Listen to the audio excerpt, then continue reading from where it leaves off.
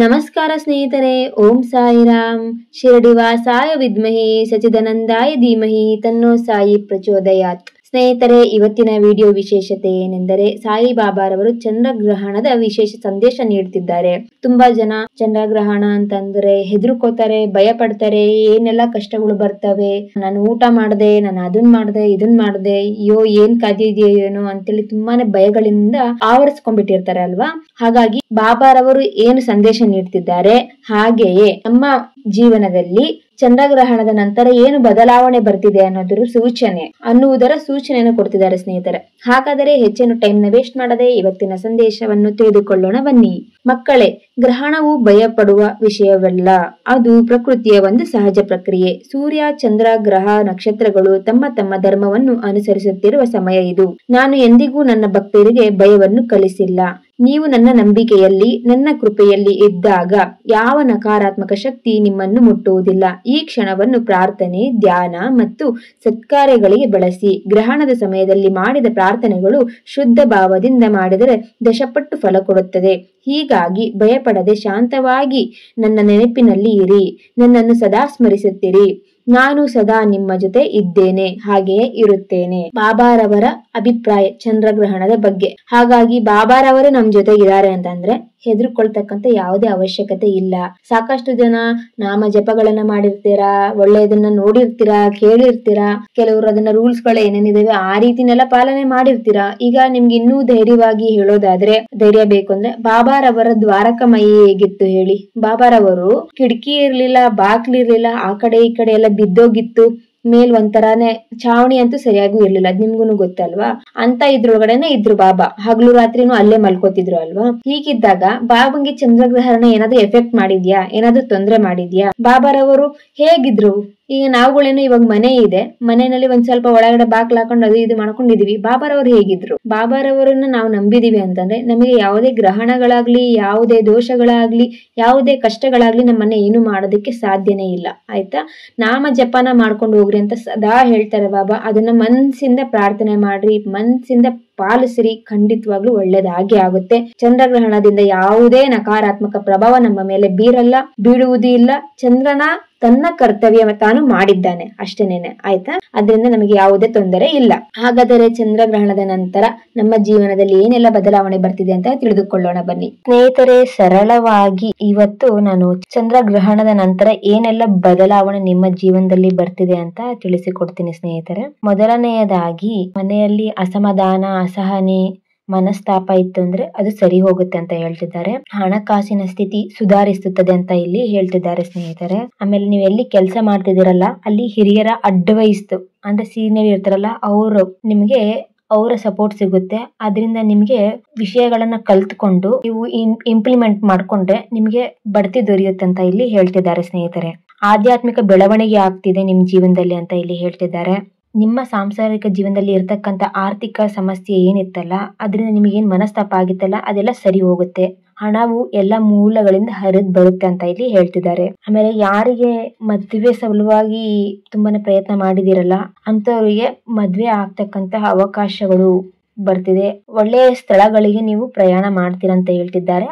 ಆದರೆ ಪುಣ್ಯಕ್ಷೇತ್ರಗಳಿಗೆ ಈ ಒಂದು ತಿಂಗಳು ಹೋಗೋದನ್ನ ಅವಾಯ್ಡ್ ಮಾಡಿ. ಪ್ರೇಕ್ಷಣೀಯ ಸ್ಥಳಕ್ಕೆ ಹೋಗಬಹುದು, ಏನು ತೊಂದರೆ ಇಲ್ಲ ಅಂತ ಹೇಳ್ತಿದ್ದಾರೆ. ಕೆಲವರು ಉದ್ಯೋಗಕ್ಕೆ ಸಲುವಾಗಿ ಪರೀಕ್ಷೆಗಳನ್ನ ಬರಿತಿದ್ದೀರಾ ಅಂತವರಿಗೆ ಸಕಾರಾತ್ಮಕ ಫಲಿತಾಂಶ ದೊರೆಯುತ್ತದೆ ಅಂತ ಇಲ್ಲಿ ಹೇಳ್ತಿದ್ದಾರೆ.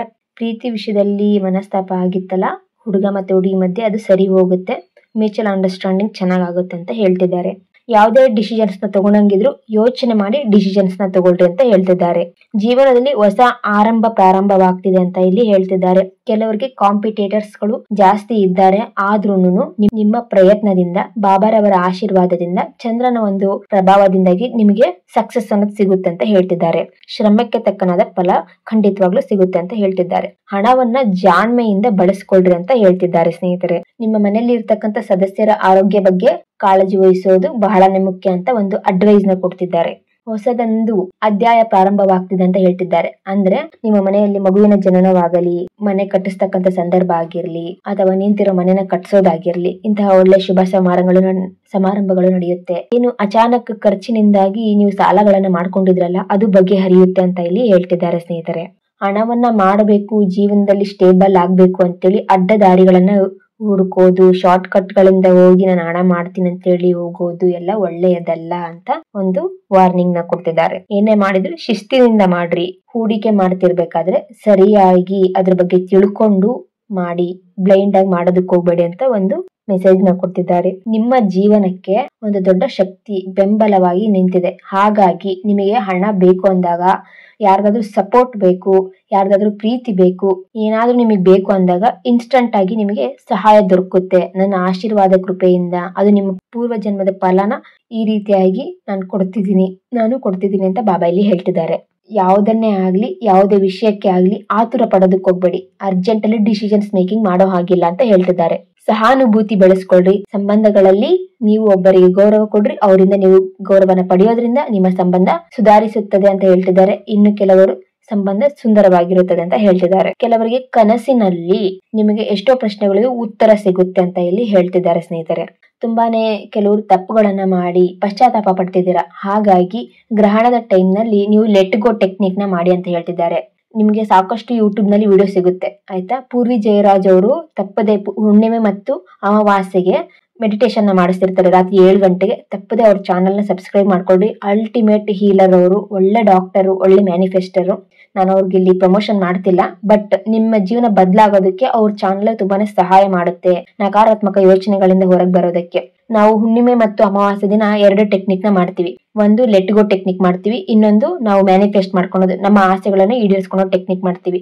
ಅವನ್ನ ಅವರು ಮಂತ್ಲಿ 15 ದಿನಕ್ಕೊಮ್ಮೆ ಬರೋ ಅಮಾವಾಸ್ಯೆ ಹುಣ್ಣಿಮೆಗೆ ತಪ್ಪದೆ ಮಾಡಿಸ್ತಾರೆ. ದಯವಿಟ್ಟು ಜಾಯ್ನ್ ಆಗಿ. ಯಾರು ಓದಿನಲ್ಲಿ ಆಸಕ್ತಿ ಇಲ್ವೋ ಅವರಿಗೆ ಓದಿನಲ್ಲಿ ಆಸಕ್ತಿ ಬರುತ್ತದೆ. ನೀವು ಗಣಪತಿಗೆ ಆರಾಧನೆ ಮಾಡ್ಬೇಕು ಅಂತ ಇಲ್ಲಿ ಹೇಳ್ತಿದ್ದಾರೆ. ಯಾಕಂದ್ರೆ ಗಣಪತಿ ತಲೆ ಮೇಲೆ ಚಂದ್ರನ ಅರ್ಧ ಚಂದ್ರಾಕಾರ ಇರುತ್ತೆ, ನೀವು ನೋಡಿದಿರಲ್ವಾ. ಹಾಗಾಗಿ ಚಂದ್ರನ ಪ್ರಭಾವ ಹೇಗಿರುತ್ತೆ ಅಂದ್ರೆ ಸ್ವಲ್ಪ ಮನಸ್ಸು ಚಂಚಲ ಆಗ್ತಿರುತ್ತೆ. ಹಾಗಾಗಿ ಮಕ್ಕಳು ಓದ್ಕೊಳಕ್ ಕೂತಾಗ, ಮಕ್ಕಳು ಅಂದ್ರೆ ಚಿಕ್ಕವರೇ ಆಗಿರ್ಲಿ ದೊಡ್ಡವರೇ ಆಗಿರ್ಲಿ, ಕಾಲೇಜು ಏನು ಹೈಯರ್ ಸ್ಟಡೀಸ್ ಓದ್ತಿರೋರು, ನಾನು ಓದೋ ಪ್ರಯತ್ನ ಮಾಡ್ತಿದ್ದೀನಿ, ನನ್ನ ಕೈನಲ್ಲಿ ಆಗ್ತಿಲ್ಲ ಅಂತಂದಾಗ ನೀವು ಗಣಪತಿನ ಆರಾಧನೆ ಮಾಡೋದು ಬಹಳನೇ ಮುಖ್ಯ. ಇದರಿಂದಾಗಿ ನಿಮ್ಗೆ ಓದಿನಲ್ಲಿ ಹೊಸ ಬುದ್ಧಿವಂತಿಕೆ ಬೆಳೆಯುತ್ತೆ. ಹಾಗೇನೆ ನಿಮ್ಗೆ ಓದಿನಲ್ಲಿ ಆಸಕ್ತಿ ತೋರಿಸೋದಕ್ಕೆ ಸಹಾಯ ಆಗುತ್ತೆ ಅಂತ ಹೇಳ್ತಿದ್ದಾರೆ. ಯಾರಿಗೆ ಯಾವ ಕೆಲಸ ಕಾರ್ಯಗಳಲ್ಲಿ ಏನೇ ಪ್ರಯತ್ನ ಮಾಡಲು ವಿಳಂಬ ಆಗ್ತಿದೆ ಅಲ್ವಾ, ಅವ್ರಿಗೆ ಏನ್ ಹೇಳ್ತಿದ್ದಾರೆ ಅಂತಂದ್ರೆ ಶಿವ ದೇವರಿಗೆ ಪ್ರಾರ್ಥನೆ ಮಾಡ್ರಿ ಅಂತ ಇಲ್ಲಿ ಹೇಳ್ತಿದ್ದಾರೆ. ಶಿವ ದೇವರಿಗೆ ಯಾಕೆ ಅಂತಂದ್ರೆ ಶೀಘ್ರ ಫಲ, ಅವನು ಭಕ್ತಿಗೆ ಶೀಘ್ರವಾಗಿ ಒಲಿತಾನೆ. ಹಾಗಾಗಿ ಶಿವ ದೇವರಿಗೆ ಪ್ರಾರ್ಥನೆ ಮಾಡಿ ಅಂತ ಹೇಳ್ತಿದ್ದಾರೆ. ಉದ್ಯೋಗ ಅವಕಾಶಗಳು ಬರ್ತಿದಾವೆ ನಿಮ್ಮ ಒಂದು ಕೌಶಲ್ಯದಿಂದ.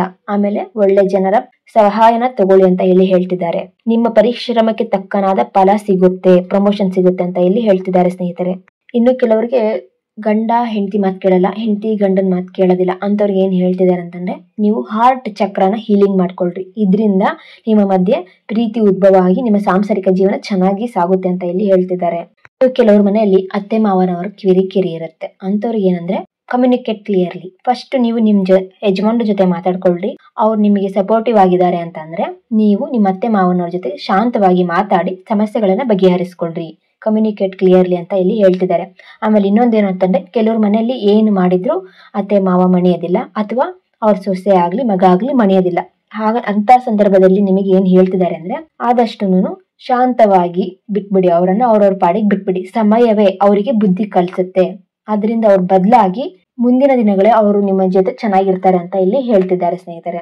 ಆಲಸ್ಯತನ, ಕೋಪ ಮಾಡ್ಕೊಳ್ಳೋದು, ದ್ವೇಷ ಮಾಡೋದು, ಇವನ್ನೆಲ್ಲ ಬಿಟ್ಬಿಡೋದು ಒಳ್ಳೇದು ಅಂತ ಇಲ್ಲಿ ಹೇಳ್ತಿದ್ದಾರೆ. ಇದರಿಂದ ಸಾಕಷ್ಟು ಅವಕಾಶಗಳು ತಪ್ಪಿದಾವೆ, ಸಾಕಷ್ಟು ಸಂಬಂಧಗಳಲ್ಲಿ ಬಿರುಕು ಉಂಟಾಗಿದೆ. ಇವನ್ನ ನೀವು ತ್ಯಜಿಸಿ ಶಾಂತ ಸ್ವಭಾವದಿಂದ, ತಾಳ್ಮೆ, ನಂಬಿಕೆಯಿಂದ ಇದ್ರೆ ನಿಮಗೆ ಖಂಡಿತವಾಗ್ಲೂ ಒಳ್ಳೇದಾಗುತ್ತೆ ಅಂತ ಇಲ್ಲಿ ಹೇಳ್ತಿದ್ದಾರೆ. ಕೆಲವರು ತುಂಬಾ ಟಾಕ್ಸಿಕ್ ರಿಲೇಶನ್ಶಿಪ್ ಮಧ್ಯದಲ್ಲಿ ಸಿಕ್ಕಿ ಹಾಕೊಂಡು ಒದ್ದಾಡ್ತಿದ್ದೀರಾ ಅಂತ ಇಲ್ಲಿ ಹೇಳ್ತಿದ್ದಾರೆ. ಅಂದ್ರೆ ಅವರಿಗೆ ನೀವು ಸಾಕಷ್ಟು ಬಾರಿ ಅರ್ಥ ಮಾಡಿಸೋದಕ್ಕೆ ಪ್ರಯತ್ನ ಮಾಡಿದ್ದೀರಾ, ಪದೇ ಪದೇ ಅದನ್ನೇ ನೀವು ಮಾಡೋದ್ರಿಂದ ಪ್ರಯೋಜನ ಇಲ್ಲ. ನೀವು ಆ ಜೀವನ ಪರ್ಯಂತ ಅವ್ರ ಜೊತೆ ಬಾಳ ಸಂಗಾತಿಯಾಗಿ ಇರಬೇಕು ಅಂತಂದ್ರೆ ಫಸ್ಟ್ ಸಮಸ್ಯೆನ ಬಗೆಹರಿಸಿಕೊಂಡು ತದನಂತರ ಮದುವೆ ಬಗ್ಗೆ ಯೋಚನೆ ಮಾಡೋದು ಒಳ್ಳೇದು. ಸರಿಯಾಗಿ ನೀವು ಸಮಸ್ಯೆಗಳನ್ನ ಬಗೆಹರಿಸಿಕೊಳ್ಳಿಲ್ಲಂಗೆ ನೀವು ಮದ್ವೆ ಆದ್ರೆ ಮದ್ವೆ ನಂತರನು ಅದೇ ತರ ಜೀವನ ಸಾಗ್ತಾ ಹೋಗುತ್ತೆ. ಆಮೇಲೆ ಡಿವೋರ್ಸ್ ಹಂತಕ್ಕೂ ಹೋಗ್ತಕ್ಕಂತಹ ಚಾನ್ಸಸ್ ಇದ್ದೇ ಇರುತ್ತೆ. ಹಾಗಾಗಿ ಮೊದಲೇನೆ ನೀವು ಡಿಸಿಷನ್ ಮೇಕಿಂಗ್ ಮಾಡ್ಬೇಕಾದ್ರೆ ಯೋಚನೆ ಮಾಡಿ, ಕಮ್ಯುನಿಕೇಟ್ ಕರೆಕ್ಟ್ ಆಗಿ ಮಾಡಿ, ಮ್ಯೂಚುವಲ್ ಅಂಡರ್ಸ್ಟ್ಯಾಂಡಿಂಗ್ ಬಂದ್ರೆ ಮುಂದುವರಿಯೋದು ಉತ್ತಮ. ಇಲ್ಲ ಅಂದ್ರೆ ಆ ಒಂದು ಸಂಬಂಧನ ಬ್ರೇಕ್ ಮಾಡ್ಕೊಳ್ಳೋದು ಒಳ್ಳೆಯದು ಅಂತ ಇಲ್ಲಿ ಹೇಳ್ತಿದ್ದಾರೆ. ಇನ್ನು ಯಾರ ಜೀವನದಲ್ಲಿ ಮೂರನೇ ವ್ಯಕ್ತಿ ಆಗಮನ ಆಗಿದೆಯಲ್ಲ, ಅವರು ಪೂರ್ವ ಜನ್ಮದ ಋಣದಿಂದ ಬಂದಿರ್ತಾರೆ. ಈಗ ಆ ಋಣ ಮುಗಿದಿದೆ. ಹಾಗಾಗಿ ಇನ್ನು ಮೇಲಿಂದ ಅವರ ಒಂದು ಪ್ರಭಾವ ಕಮ್ಮಿ ಆಗ್ತಾ ಹೋಗುತ್ತೆ. ನಿಮ್ಮ ಜೀವನದಲ್ಲಿ ಬೆಳಕು ಬರ್ತಾ ಹೋಗುತ್ತೆ. ನಿಮ್ಮ ಗಂಡನಿಗೆ ನಿಮ್ಮ ವ್ಯಾಲ್ಯೂ ತಿಳಿಯುತ್ತೆ, ಅಥವಾ ನಿಮ್ಮ ಹೆಂಡತಿಗೆ ನಿಮ್ಮ ವ್ಯಾಲ್ಯೂ ತಿಳಿದು ಅವರ ತಪ್ಪು ಮನವರಿಕೆ ಮಾಡ್ಕೊಂಡು ನಿಮ್ಮ ಬಳಿ ಕ್ಷಮೆ ಯಾಚೋದಿ ಬರ್ತಾರೆ.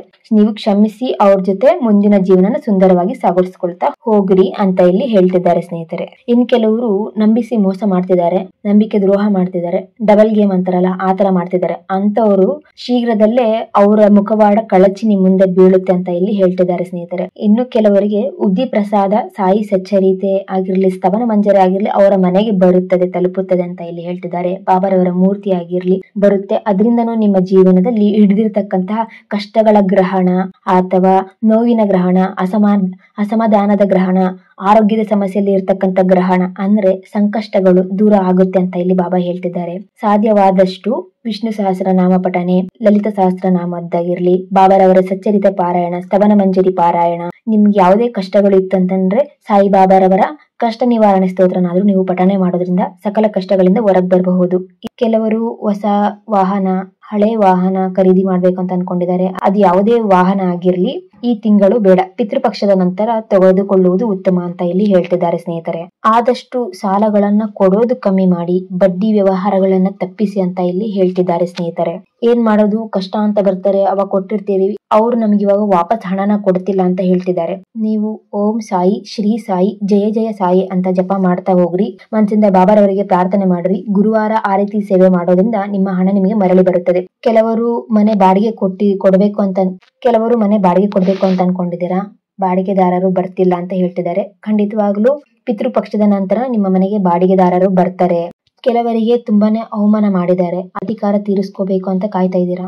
ನೀವು ಪ್ರತಿಕಾರ ತೀರಿಸ್ಕೊಳ್ಳೋದೇ ಆದ್ರೆ ನೀವು ಜೀವನದಲ್ಲಿ ಗೆದ್ದುಬಿಟ್ಟು ತೀರಿಸ್ಕೊಳ್ರಿ. ಹೇಗೆ, ನಿಮ್ಮ ಸಕ್ಸಸ್ ನ ನೋಡಿ ಅವ್ರಿಗೆ ತಡ್ಕೊಳೋದಕ್ಕಾಗೋದಿಲ್ಲ. ಇದ್ರ ಮುಂದೆ ನೀವು ಯಾವುದೇ ರೀತಿ ಅವರ ಒಂದು ಅವಮಾನಕ್ಕೆ ಪ್ರತಿಕಾರ ತೀರಿಸ್ಕೊಂಡು ಅರ್ಥ ಇರೋದಿಲ್ಲ. ದ್ವೇಷ ಮಾಡೋದ್ರಿಂದ ಏನು ಸಿಗೋದಿಲ್ಲ. ಹಾಗಾಗಿ ನಿಮ್ಮ ಸಕ್ಸಸ್ ಮೂಲಕ ಅವರಿಗೆ ಪ್ರತಿಕಾರ ತೀರಿಸ್ಕೊಳ್ರಿ.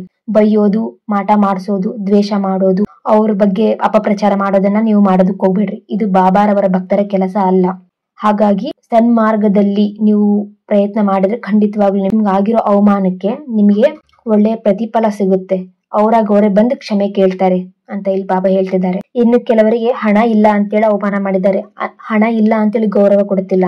ಹಾಗಾಗಿ ಹಣ ಮಾಡತಕ್ಕಂತಹ ನ್ಯಾಯವಾದ ಮಾರ್ಗನ ನಾನು ನಿಮಗೆ ಕೊಡ್ತೀನಿ. ಸರಿಯಾದ ಮಾರ್ಗದಲ್ಲಿ ನೀವು ಪ್ರಯತ್ನ ಮಾಡಿ ಜೀವನದಲ್ಲಿ ಸಕ್ಸಸ್ ಅನ್ನೋದು ಸಿಗುತ್ತೆ. ಅವಾಗ ನಿಮ್ಗೆ ಅದರಿಂದನೂ ಮರ್ಯಾದೆ ಸಿಗುತ್ತೆ. ಅವಾಗ ನೀವು ಹೇಳ್ರಿ, ನೀವು ಕೊಡ್ತಿರೋದು ಮರ್ಯಾದೆ ನನಗಲ್ಲ, ನನ್ನ ಗುಣಕ್ಕಲ್ಲ, ಹಣಕ್ಕೆ ಅಂತ ಹೇಳಿ ಅವ್ರಿಗೆ ಹೇಳ್ರಿ. ಅವರಿಗೆ ಅವರ ತಪ್ಪು ರಿಯಲೈಸ್ ಆಗುತ್ತೆ. ಅವಾಗ ಕ್ಷಮೆ ಕೇಳ್ತಾರೆ ಅಂತ ಇಲ್ಲಿ ಹೇಳ್ತಿದ್ದಾರೆ. ಇನ್ನು ಕೆಲವರು ಈ ಕೆಲಸ ಬಿಟ್ಟು ಬೇರೆ ಕೆಲಸನ ಪ್ರಯತ್ನ ಮಾಡ್ಬೇಕು, ಹುಡುಕ್ಬೇಕು. ನನ್ನ ಒಂದ್ ಸರ್ವಿಸ್ಸಿಗೆ ಈ ಕೆಲಸ ಇದಕ್ಕಿಂತ ಉತ್ತಮವಾಗಿರೋ ಕೆಲಸ ಬೇಕು ಅಂತ ಹೇಳಿ ಪ್ರಯತ್ನ ಮಾಡ್ತಿದ್ದೀರಾ. ನಿಮಗೆ ಏನು ಒಂದು ಬ್ಲಾಕೇಜ್ ತಡೀತಿದೆ ಅಂತಂದ್ರೆ ನಿಮ್ಗೆ ಈ ಒಂದು ಕೆಲಸದಲ್ಲಿ, ಈಗಿರ್ತಕ್ಕಂತಹ ಕೆಲಸದಲ್ಲಿ ತುಂಬಾನೇ ಕಂಫರ್ಟಬಲ್ ಆಗಿದ್ದೀರಾ. ನಿಮ್ ಮೈಂಡ್ ಸೆಟ್ ಈಗಿರೋ ಕೆಲಸನು ಬಿಟ್ಟು ಹೋಗೋದಕ್ಕೂ ಮನ್ಸಿಲ್ಲ. ಹಾಗಂತೇಳಿ ನಿಮ್ಮ ಒಂದು ಪ್ರೊಫೆಷನ್ಗೆ, ನಿಮ್ಮ ಒಂದು ಎಕ್ಸ್ಪೀರಿಯನ್ಸ್ಗೆ ತಕ್ಕನಾದ ಕೆಲಸನ ನೀವು ಹುಡುಕ್ತಿದ್ದೀರಾ. ಯಾವಾಗ್ಲೂ ನಾವ್ ಏನಾದ್ರು ಮಾಡ್ತೀವಿ ಅಂದ್ರೆ ಕಂಪ್ಲೀಟ್ ಫೋಕಸ್ ಇರಬೇಕು, ಕಾನ್ಸಂಟ್ರೇಷನ್ ಇರಬೇಕು ಅಲ್ವಾ. ಆ ಕಾನ್ಸಂಟ್ರೇಷನ್ ನ ನೀವು ಬೇಕಾಗಿರೋ ಕೆಲಸದ ಮೇಲೆ ಕೊಟ್ಟಾಗ ಮಾತ್ರ ಸಂಪೂರ್ಣವಾಗಿ ನಿಮ್ಮ ಫೋಕಸ್ ನಿಮಗೆ ಏನ್ ಬೇಕೋ ಅದ್ರ ಮೇಲೆ ನೀವು ಫೋಕಸ್ ಮಾಡಿದಾಗ ನಿಮ್ಗೆ ಅನ್ಕೊಂಡಿದ್ದು ನಿಮಗೆ ಸಿಗುತ್ತೆ ಅಂತ ಇಲ್ಲಿ ಹೇಳ್ತಿದ್ದಾರೆ. ನಿಮ್ಗೆ ಈಗಿರೋ ಕೆಲಸದಲ್ಲಿ ತುಂಬಾನೇ ಕಂಫರ್ಟಬಲ್ ಆಗಿದ್ದೀರಾ, ನಿಮ್ ಎನರ್ಜಿ ಇಲ್ಲೇ ಚೆನ್ನಾಗಿದ್ದೀನಿ ಅಂತ ಹೇಳ್ತಾ ಇದೆ. ಹಾಗಾಗಿ ನಿಮ್ಗೆ ಬೇರೆ ಕಡೆ ಹೋಗೋದಕ್ಕೆ ನಿಮ್ಮ ಎನರ್ಜಿನ ತಡಿತಾ ಇದೆ. ನಿಮಗೆ ಹೊಸದೊಂದು ಬೇಕು ಅಂತಂದ್ರೆ ಇರೋದನ್ನ ನೀವು ತ್ಯಾಗ ಮಾಡೋದಕ್ಕೆ ಅಥವಾ ಆ ಒಂದು ಸ್ಥಳನ ಬಿಡೋದಕ್ಕೆ ನೀವು ಎಲ್ಲಾ ರೀತಿಯಿಂದ ಸಿದ್ಧರಾಗಿರ್ಬೇಕು. ಅಲ್ಲಿ ಇರ್ತಕ್ಕಂಥ ಜನರು, ಬಾಂಡೇಜ್ ನಿಮಗೆ ತುಂಬಾನೇ ಚೆನ್ನಾಗಿ ಹೊಂದಾಣಿಕೆ ಆಗಿರೋದ್ರಿಂದ ನಿಮ್ಮ ಮನಸ್ಸಿಗೆ ಅಲ್ಲೇ ಇರ್ಬೇಕಂತಕ್ಕಂಥ ಆಸೆನೂ ಇದೆ. ಇನ್ನು ಒಂದು ಮನಸ್ಸು ಇಲ್ಲ, ಇನ್ನು ಸ್ವಲ್ಪ ನನ್ಗೆ ಉತ್ತಮವಾಗಿರೋದು ಬೇಕು ಅಂತ ಹೇಳ್ತಿದೆ. ಏನಾದ್ರೂ ಬೇಕು ಅಂದ್ರೆ ಕಂಪ್ಲೀಟ್ ನೀವು ಫೋಕಸ್ ಮಾಡಿ ಪ್ರಯತ್ನ ಮಾಡಿದ್ರೆ ಖಂಡಿತವಾಗ್ಲೂ ನೀವು ಅನ್ಕೊಂಡಂಗ ಆಗುತ್ತೆ ಅಂತ ಇಲ್ಲಿ ಹೇಳ್ತಿದ್ದಾರೆ. ಇನ್ನು ಕೆಲವರು ತುಂಬಾನೇ ಚಂಚಲ ಸ್ವಭಾವ, ಒಂದು ಕೆಲ್ಸದ ಮೇಲೆ ಫೋಕಸ್ ಮಾಡಲ್ಲ. ಒಮ್ಮೆ ಇದನ್ ಮಾಡ್ಬೇಕು ಅದನ್ ಮಾಡ್ಬೇಕು ಅಂತೇಳಿ ಮಾಡ್ತಿದ್ದೀರಾ, ಯಾವ್ದು ಕೈ ಹಿಡಿತಿಲ್ಲ. ಸದ್ಯದ ಹಣದ ಪರಿಸ್ಥಿತಿಗೆ ನೀವು ಒಂದು ಕೆಲಸದ ಮೇಲೆ ಫೋಕಸ್ ಮಾಡಿ ಅದನ್ನ ನೀವು ಮಾಡಿದ್ರೆ ಅದರಿಂದ ಸಾಕಷ್ಟು ಹಣ ಬರುತ್ತೆ. ತದನಂತರ ನೀವು ಬಿಸ್ನೆಸ್ ಮಾಡೋದಕ್ಕೆ ನೀವು ಸಾಲಗಳನ್ನೆಲ್ಲ ಕ್ಲಿಯರ್ ಮಾಡ್ಕೊಂಡು ನೀವೇನ್ ಬಿಸ್ನೆಸ್ ಮಾಡ್ಬೇಕು ಅಂತ ಅನ್ಕೊಂಡಿದ್ರಲ್ಲ ಅದಕ್ಕೆಲ್ಲ ನೀವು ಹಣವನ್ನ ಮಾಡಿಕೊಂಡು ನೀವು ಪ್ರಯತ್ನ ಮಾಡಿದ್ರೆ ಖಂಡಿತವಾಗ್ಲೂ ಜೀವನದಲ್ಲಿ ಸಕ್ಸಸ್ ಆಗ್ತೀರಾ ಅಂತ ಇಲ್ಲಿ ಹೇಳ್ತಿದ್ದಾರೆ. ಚಂಚಲ ಸ್ವಭಾವದಿಂದ ಏನು ಆಗೋದಿಲ್ಲ, ಕರೆಕ್ಟ್ ಆಗಿ ಯೋಚನೆ ಮಾಡಿ ಡಿಸಿಷನ್ಸ್ ತಗೊಳ್ಳಿ ಅಂತ ಇಲ್ಲಿ ಹೇಳ್ತಿದ್ದಾರೆ.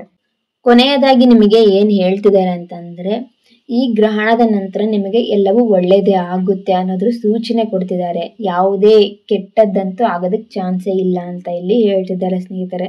ಹಾಗಾಗಿ ಗ್ರಹಣವು ಕಷ್ಟ ತರುವುದಿಲ್ಲ, ಅದು ಕಷ್ಟ ನಿವಾರಣೆಯ ಕಾಲ. ನೀವು ನನ್ನಲ್ಲಿ ನಂಬಿಕೆಯಿಂದಿದ್ದರೆ ಶಿಕ್ಷಣದಲ್ಲಿ ಬೆಳಕು, ಉದ್ಯೋಗದಲ್ಲಿ ಪ್ರಗತಿ, ಸಂಬಂಧಗಳಲ್ಲಿ ಶಾಂತಿ, ಆರೋಗ್ಯದಲ್ಲಿ ಶಕ್ತಿ, ಹಣದಲ್ಲಿ ಸಮತೋಲನ, ಜೀವನದಲ್ಲಿ ಸಂತೋಷ ನಿಮಗೆ ಖಚಿತವಾಗುತ್ತದೆ. ಚಂದ್ರಗ್ರಹಣದ ನಂತರ ನಿಮ್ಮ ಜೀವನದಲ್ಲಿ ಆಗ್ತಿರ್ತಕ್ಕಂಥ ಸಣ್ಣ ಬದಲಾವಣೆ. ಮತ್ತೆ ಮುಂದಿನ ವಿಡಿಯೋದಲ್ಲಿ ಸಿಗೋಣ. ಅಲ್ಲಿಯವರೆಗೆ ಓಂ ಸಾಯಿರಾಮ್.